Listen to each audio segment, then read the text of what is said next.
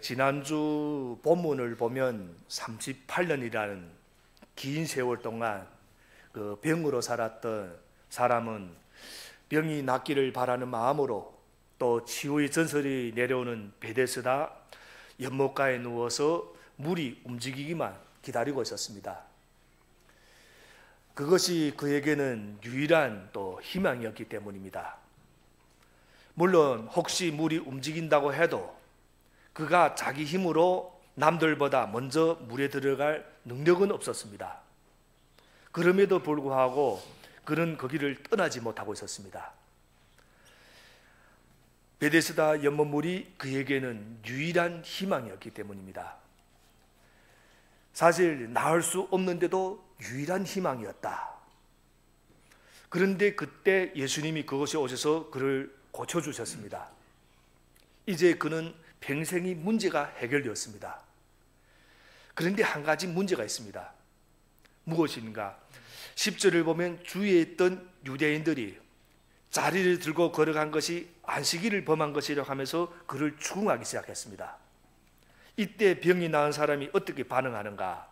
그 내용이 11절에 나옵니다. 우리 11절을 함께 읽겠습니다. 11절, 그 사람이 대답하였다. 나를 낫게 해주신 분이 나더러 내 자리를 걷어가지고 걸어가거라 하였었소.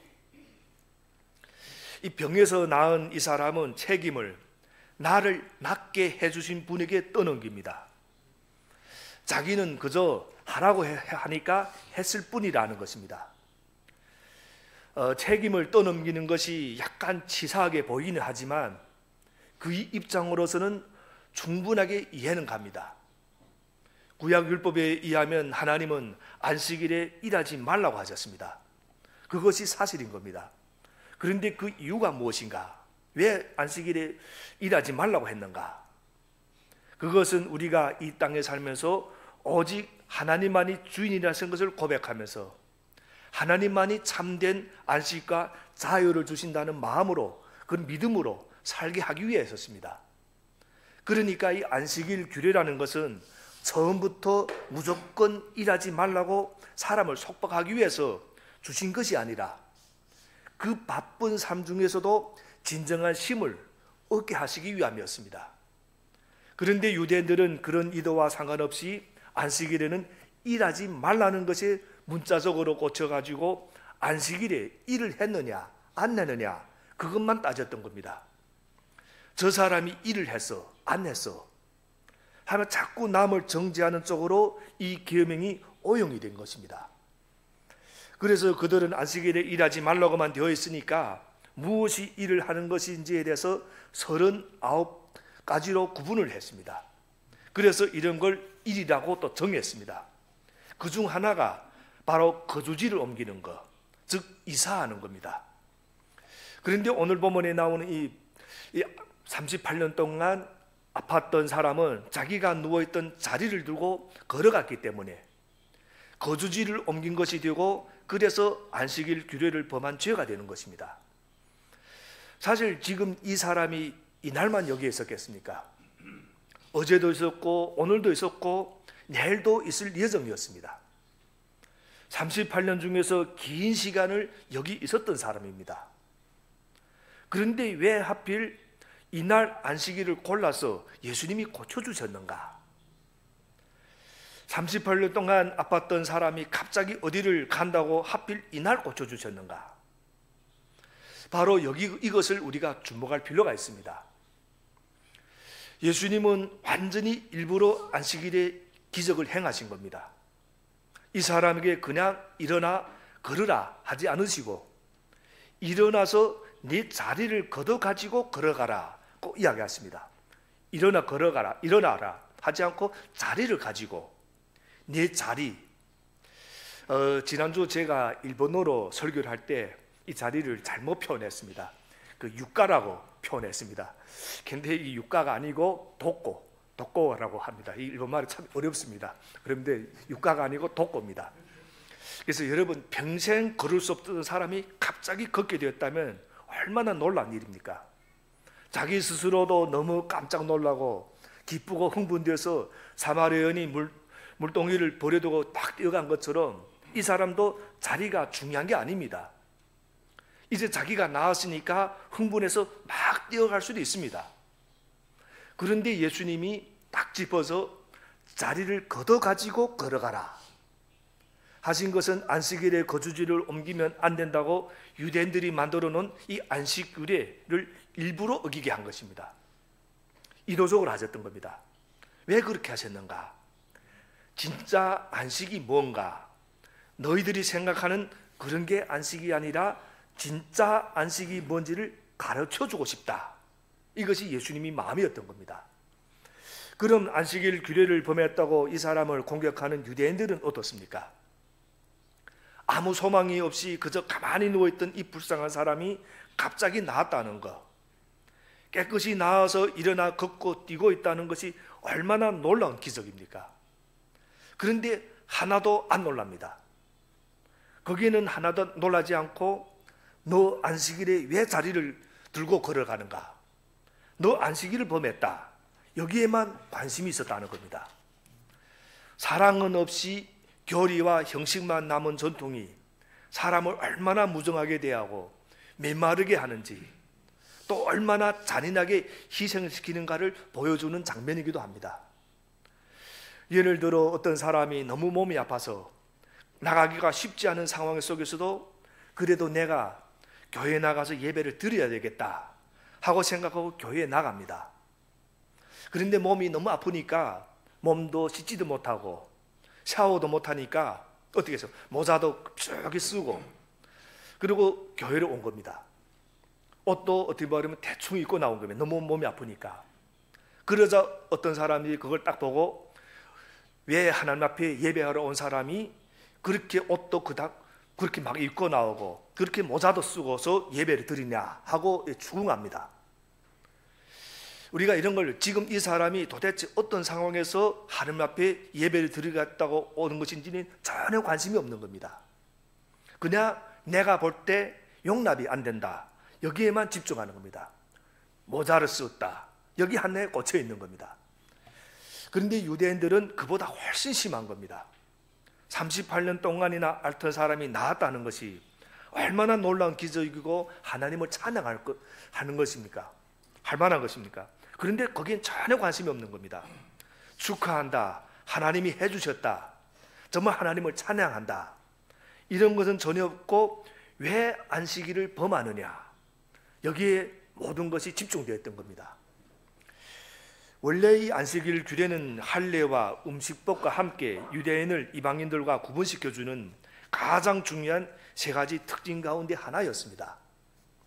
그 가운데서도 이 안식일이 특히 더 중요했습니다.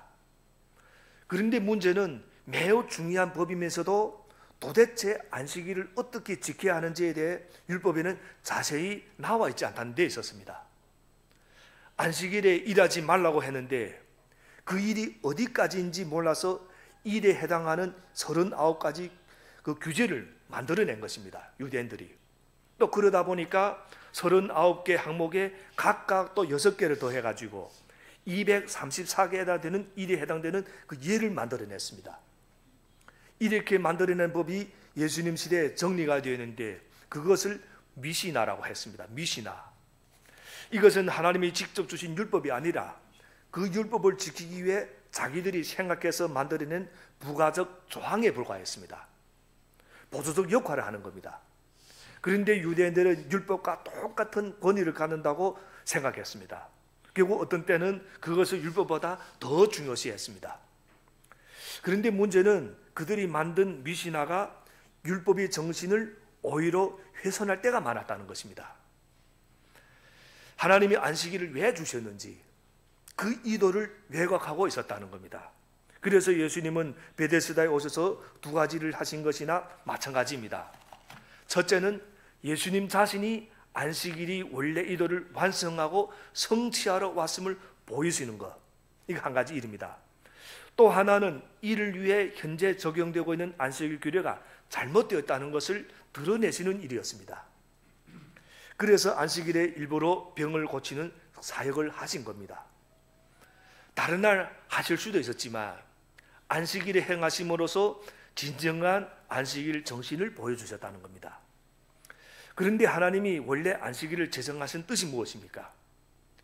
출애굽기 20장에 보면 그 유명한 10계명이 나오는데 10가지 중에서 제4계명이 안식일 계명입니다. 출애굽기 20장 11절을 보면 이런 말씀이 있습니다. 내가 엿새 동안 하늘과 땅과 바다와 그 안에 있는 모든 것을 만들고 이렛날에는 쉬었기 때문이다. 그러므로 나 주가 안식일을 복주고 그날을 거룩하게 하였다. 하나님이 제7일에 쉬셨다는 겁니다. 그날을 복되게 하고 거룩하게 하셨다고 하셨습니다. 그래서 우리도 쉬라는 겁니다. 그런데 여기서 이해가 안 되는 것들이 있습니다. 하나님이 쉬셨다고 하는데 우리 하나님은 쉬실 필요가 있는 분이신가 하는데 우리 질문이 있습니다. 하나님은 영이시기 때문에 전혀 피곤하지 않으십니다. 우리처럼 피곤해서 쉬어야겠다 그럴 수 없는 분이십니다. 또한 사람이 아니라 나를 복되게 하시고 나를 거룩하게 하셨다는 것은 무슨 뜻인가? 여기서 보면 안식일 나를 복되게 하겠다. 그 안식일 나를 거룩하게 하겠다고 하셨습니다. 우리 하나님이 쉬시면 어떻게 됩니까? 여러분 큰일 납니다. 하나님이 쉬셨다는 건 하나님이 쉬시면 지구가 어떻게 됩니까? 우리 공기가 어떻게 됩니까? 아주 큰일 나는 겁니다. 그러니까 하나님이 쉬셨다는 것은 일을 안 하셨다는 뜻이 아니라 예수님이 나중에 말씀하시지만 아버지께서 일하시니 나도 일한다. 이 말씀 보면 하나님은 계속 일하셨다는 걸 나타냅니다. 쉬지 않으셨습니다. 그런데 하나님이 쉬셨다는 것은 엿새 동안 완성하신 피조물, 즉 심히 아름다운 하나님의 창조물을 기뻐하시면서 즐거워하셨다는 뜻이 됩니다. 보시면 너무 즐거우셨다. 그래서 하나님은 안식일을 다른 날과 구별하셨습니다. 그리고 그날을 통해 하나님이 창조할 때 약속하신 그 복을 받게 하셨습니다. 그 복이 무엇인가? 하나님의 구원을 기억하고 즐거워하는 날, 그것이 안식일이 복입니다. 하나님이 이스라엘을 창조하신 것을 기억하는 날입니다. 하나님이 이스라엘을 다른 민족과 구별되는 거룩한 백성으로 삼으신 것을 기억하는 날입니다. 어린 양의 제사로 계속 거룩한 자로 설 수 있게 하신 것을 감사하면서 기억하는 날입니다. 자유의 사람, 사랑의 사람으로서의 본분을 실현하는 날입니다. 진정한 안식일은 정신은 속박되어 있고 구속되어 있고 자유가 없는 사람들을 풀어주는 것, 그 사람들이 진정한 안식을 얻도록 도와주는 것이 안식일 날입니다. 그러니까 예수님이 병자를 안식일에 고치신 것은 당연히 또 안식일에 해야 되는 일이었던 겁니다. 안식일 정신을 또 실천하신 날이기도 하고. 그런데 문제는 인간이 스스로 진정한 안식을 만들어낼 수 없다는 데 있습니다. 우리 인간의 삶에는 진정한 쉼을 기대할 수가 없습니다. 인간이 모인 곳에는 진정한 평화를 기대할 수가 없습니다. 거기에는 언제나 경쟁이 있고 언제나 전쟁이 있고 언제나 다툼이 있습니다. 이 베데스다 연못이 바로 그런 곳이었다는 겁니다. 이들은 자비의 집, 은혜의 집이었지만 무자비의 집이었던 곳이 지난주에서 우리가 살펴보았습니다. 약한 사람들이 서로 경쟁하고 서로 그 연못에 들어가겠다고 서로 무자비한 일들이 벌어지는 것이 이곳이었다는 겁니다. 왜냐하면 거기에 있던 환자들이 물만 움직였다면 서로 자기가 먼저 들어가겠다고 막 다투고 난장판이 되고 지옥이 되는 곳이었기 때문에. 그런데 그것이 바로 우리 인간 사회가 되는 것입니다. 평소에는 괜찮다가도 뭔가 이익이 걸린 일이 생기면 거기 붙어서 싸우고 내가 먼저 차지하겠다고 다투는 것이 우리 인간 사회입니다. 그래서 인간은 여전히 자기 유익을 위해서 애를 쓰면서 진정한 쉼을 얻지 못하고 있다는 겁니다. 그러한 인간에게 일주일 중 하루는 아무 일도 하지 말고 쉬어라. 종들도 쉬게 해주고 빛도 탕감해주고 짐승들도 쉬게 해주어라 하는 것이 이 하나님의 명령이었던 겁니다. 그럼 여기에는 무슨 의미가 있는가? 그것은 너희 스스로 너희 자신이 인생을 살 수 있다고 생각하기를 포기하라. 너희는 너희 힘으로 너희 인생을 제대로 살 수가 없다. 그것을 인정하고 내가 너희 인생과 역사의 주관자라는 사실을 받아들이고 내 안에서 참 안식을 얻어라. 이것이 그 안식일의 진정한 예수님이 그 뜻인 겁니다. 그것을 인정하고 탐욕과 죄와 죽음으로 가득한 이 세상에서 정말 하나님이 아니면 안 된다는 것, 하나님만이 나의 유일한 소망이라는 것을 인정하면서 살아가라. 어떻게든 다른 사람들을 다 제치고 누르고 밟고 올라가서 내가 꼭대기에 가겠다고 하는, 나만 살아남겠다고 하는 마음을 버리고 오히려 남을 세워주고 살려주면 나도 산다는 겁니다. 남을 죽이면 나도 죽지만 남을 살리면 나도 산다. 그게 안식일이 정신이라는 겁니다. 죽어가는 사람을 가만히 놓아두는 게 안식일 정신이 아니라는 겁니다. 도리어 죽어가는 사람을 도와주고 땀을 닦아주고 아픈 사람을 돌봐주는 것이 진정한 쉼이고 안식이고 샬롬, 평화라고 하는 것입니다. 그래서 은혜를 받았으니까 베풀라는 겁니다. 12절부터 13절 말씀도 우리 함께 읽어보겠습니다. 12절부터 13절 말씀. 유대 사람들이 물었다. 그대에게 자리를 걷어가지고 걸어가라고 말한 사람이 누구요? 그런데 병 나은 사람은 자기를 고쳐주신 분이 누구인지를 알지 못하였다. 거기에는 사람들이 많이 붐비었고 예수께서는 그곳을 빠져나가셨기 때문이다. 이때 이 사람은 고쳐주신 분이 누구인지도 모르고 있었는데 놀랍게도 예수님이 이 사람을 성전에서 다시 만나십니다. 그리고 이제 아주 이상한 말씀하십니다. 14절 말씀입니다. 14절 말씀도 함께 읽겠습니다. 14절. 그 뒤에 예수께서 성전에서 그 사람을 만나서 말씀하셨다. 보아라, 내가 말끔히 나았다. 다시는 죄를 짓지 말아라. 그리하여 더 나쁜 일이 너에게 생기지 않도록 하여라. 이런 말씀 보면 우리가 참 이해하기가 힘든 말씀입니다. 지금 이 사람을 성전에서 만났었습니다. 38년 동안 그 몸이 아프셨던 분 때는 그의 성전이 어디였겠습니까? 베데스다였습니다. 그 연못, 어떻게 하면 그 연못에 들어가, 그것이 그의 모든 희망이었습니다. 아플 때는 어떻게든 저 물이 움직이면 내가 들어가야 될 텐데 바로 옆에 성전이 있는데도 몸이 아프니까 못 들어가고 그리고 또 다른 그 몸이 아픈 사람들과 함께 그 베데스다에 있었습니다. 그런데 이제 병이 나으니까 진짜 성전으로 들어갔다는 겁니다. 거기 사람들이 많았을 텐데 예수님이 그를 이제 만나주셨습니다. 뭐 그가 예수님을 발견한 것이 아니고 이 말씀을 잘 보면 예수님이 그 사람을 만나셨다고 되어 있습니다. 예수님이 일부러 그 사람에게 찾아가셨다는 겁니다. 그리고 이 사람은 자기가 나았으니까 이제는 자기도 성전에 들어갈 수 있다는 마음으로 집에 가지 않고 성전에 온 것을 보면 그래도 이 사람에게 뭔가 조금 신앙적인 마음은 있었던 것 같습니다. 그런데 예수님은 여기서 갑자기 아주 이상한 말씀 하시는 겁니다. 보아라, 내가 말끔히 나았다. 압니다. 말끔히 나은 거요. 다시는 죄를 짓지 마라. 그리하여 더 나쁜 일이 너에게 생기지 않도록 해라. 그럼 우리가 이런 말씀을 잘못 이해하면 병과 이 죄가 관련이 있다는 말씀으로 이해하기가 쉽습니다. 사실 여기에는 이중적인 의미가 있습니다. 언뜻 보면 네가 죄 때문에 병 걸렸는데 이제 나았다.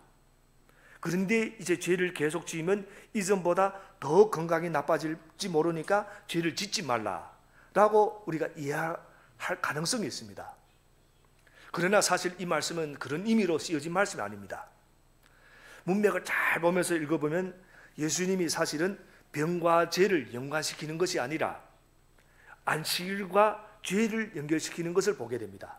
안식일과 죄, 그러니까 병과 죄가 아니라 안식일과 죄. 지금 예수님은 그에게 이렇게 말씀하는 것도 같습니다.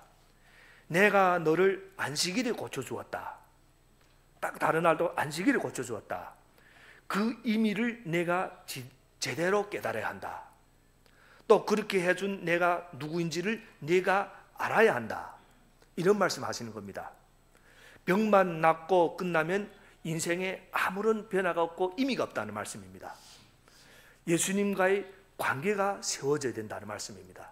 그러니까 이걸 기억해라. 너하고 네 병이 나왔지만 그 병만 고침받고 끝나면 안 된다. 너와 나와 관계를 맺어야 된다. 안식일에 병이 나은 것은 예수님이 그를 죄의 속박에서 해방시켜 주신 능력이 주님인 것을 보여준 사건이시고, 안식일이 참듯이 뭔가를 이룬 사건임을 알라는 말씀입니다. 그렇지 않으면 아무리 몸이 건강해졌더라도 결국 영생을 얻지 못하고 영원한 죽음에 이르게 될 것이기 때문에, 바로 그것이 더 나쁜 일이 너에게 생기지 않도록 하여라 하는 이 말의 의미가 됩니다. 그런데 놀랍게도 그는 자신을 고쳐준 사람이 누구인지 알자마자 이제 곧장 유대인들을 찾아가서 그 사실을 알립니다. 15절부터 16절 말씀 함께 읽어보겠습니다. 15절부터 16절 말씀. 그 사람은 가서 자기를 낫게 하여 주신 분이 예수라고 유대 사람들에게 말하였다. 그 일로 유대 사람들은 예수께서 안식일에 그러한 일을 하신다고 해서 그를 박해하였다. 지금 그는 예수님이 주신 영적 해방보다 유대인들이 자기를 정죄하는 것이 더 두려웠던 것입니다. 그 결과 38년 동안의 속박에서 해방시켜 주신 예수님을 공경에 빠뜨리는 결과를 가져옵니다. 그때 예수님이 뭐라고 하셨는가? 17절 말씀 함께 읽겠습니다. 17절 말씀. 그러나 예수께서는 그들에게 말씀하셨다. 내 아버지께서 이제까지 일하고 계시니 나도 일한다. 안식일에 병자의 병을 낫게 해주신 사건은 예수님이 스스로 자기 마음대로 결정해서 하는 것이 아니라 하나님 아버지께서 그것을 원하시기 때문에 내가 한 것이라 하고 말씀하시는 겁니다. 사실 이것이 얼마나 대담하면서도 무엄한 말인지 모릅니다. 그때 당시에는 신성모독죄가 됩니다. 하나님 일을 내가 대행하고 있다 라고 하시니까 얼마나 신성모독적인 말입니까? 나는 하나님 뜻이 아닌 것은 안 한다. 하나님 뜻이니까 한다. 또 이 말씀은 얼마나 대담한 말씀인지 모릅니다. 예수님은 사람의 인기나 영광을 따라 살지 않으셨다는 것을 잘 보여주는 말씀이기도 합니다. 권력이나 자기 만족을 위해 사신 것이 아니라는 말씀입니다. 예수님을 이 땅에서 사시게 하시는 원동력이 무엇이었는가? 바로 하나님 아버지 뜻이었다는 겁니다. 하나님 아버지 뜻이니까 하신다. 그래서 마지막 겟세마네 기도에서도 뭐라고 하셨습니까? 이 잔을 내게서 옮겨주십시오. 그러나 나의 뜻대로 하지 마시고 아버지 뜻대로 되기를 원합니다. 끝까지 하나님 아버지 뜻을 구하셨습니다. 그리고 행하셨습니다. 바로 이것이 예수님을 따르는 우리 그리스도인이 삶의 방식이어야 된다는 겁니다. 그리스도인이 뭡니까? 그리스도의 사람, 그리스도를 믿고 따르는 사람입니다. 여러분, 지난주 한 주 동안의 삶을 한번 우리 같이 한번 생각해 보기를 원합니다. 뭔가를 먹고 마시고 어디를 가고 일을 하고 취미 활동하고 여러 가지 일을 했습니다. 활동을 했을 겁니다. 우리 각자가. 그 중에 이것을 주님이 원하실까? 주님이 하라고 하셨는가? 라고 생각하면서 하신 일이 우리가 얼마나 되는가? 내가 성경을 안 읽고 기도를 안 했는데 이것을 주님이 기뻐하실까? 얼마나 우리가 생각하며 살고 있었는가? 물론 일일이 다 체크하며 살라는 말씀은 아니지만 여기서 핵심은 내가 하는 모든 결정의 주도권을 누가 갖고 있는가 하는 겁니다. 대부분의 경우에 있어서 예수님 믿고 구원받았다는 우리 사람들이 모든 결정의 주도권을 자기가 여전히 가지고 있다는 겁니다. 거기에는 저도 포함해서 있습니다. 그래서 우리 삶이 자꾸 꼬이는 겁니다. 그래서 행복해 보여도 그것이 오래 가지 못합니다. 결국 예수님이 오신 이유는 진짜 쉼, 진짜 안식을 주시기 위함입니다. 그런데 예수님이 주겠다고 하는 것을 자꾸 거부하고 자꾸 내 마음대로 하려고 하니까 보니까 진짜 안식을 우리가 얻지 못하는 겁니다. 여전히 두려움과 불안과 염려에서 해방되지 못하는 겁니다. 예수님을 주인으로 모시고 살지 못하기 때문에. 오늘 18절 말씀도 함께 읽겠습니다. 18절 말씀. 유대 사람들은 이 말씀 때문에 더욱더 예수를 죽이려고 하였다.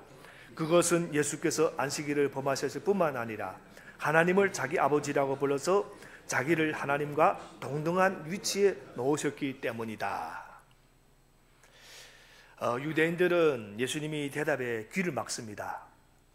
예수님이 대답에는 두 가지 아주 특별한 사실이 들어있었기 때문에, 첫째는 예수님이 정체성에 관한 내용입니다.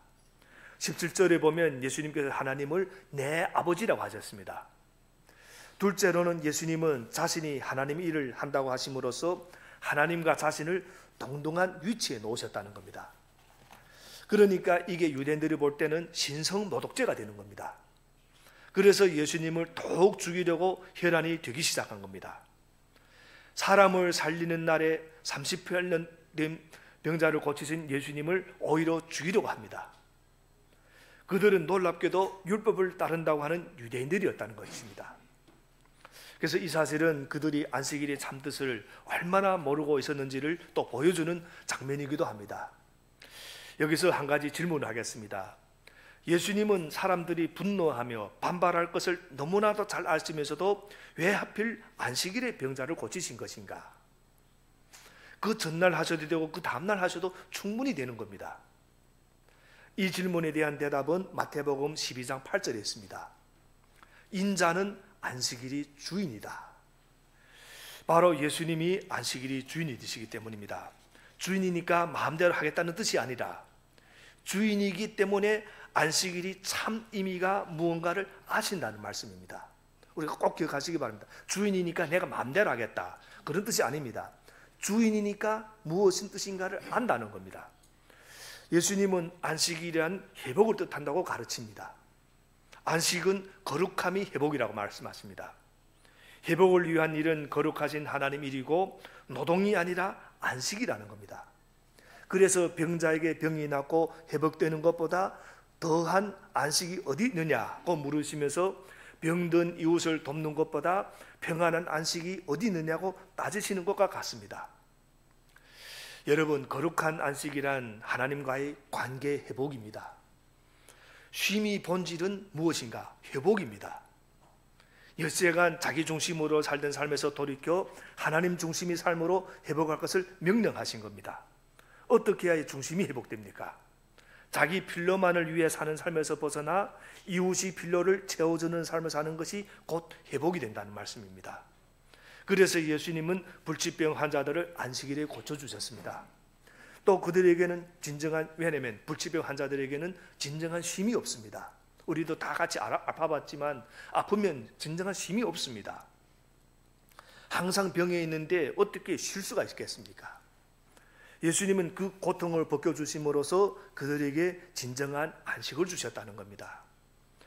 예수님은 목수로서 누구보다도 열심히 일하시다가 30살이 되자 세례 요한을 찾아가십니다.